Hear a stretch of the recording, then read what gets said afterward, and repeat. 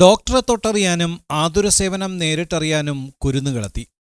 ശിശുദിനത്തിലാണ് കുരുന്നുകൾ അവരുടെ ആഗ്രഹപ്രകാരം നിംസ് മെഡിസിറ്റിയിലെത്തിയത്.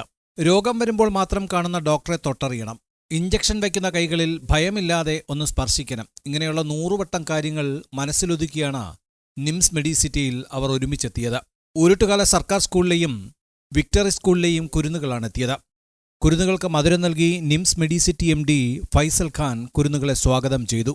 MDയോടും ചില കുട്ടികൾക്ക് പല ചോദ്യങ്ങൾ. മണിക്കൂറോളം ഫൈസൽ ഖാൻ കുരുന്നുകൾക്ക് ആതുരസേവനത്തെക്കുറിച്ചുള്ള അറിവുകൾ പങ്കുവച്ചു. തുടർന്ന് ആശുപത്രിയിലെ വിവിധ വിഭാഗങ്ങൾ നേരിട്ടറിഞ്ഞു. ഒടുവിൽ ഞങ്ങളെപ്പോലുള്ള കുട്ടികളെ ചികിത്സിക്കുന്ന ഡോക്ടറെ കാണണമെന്നായി.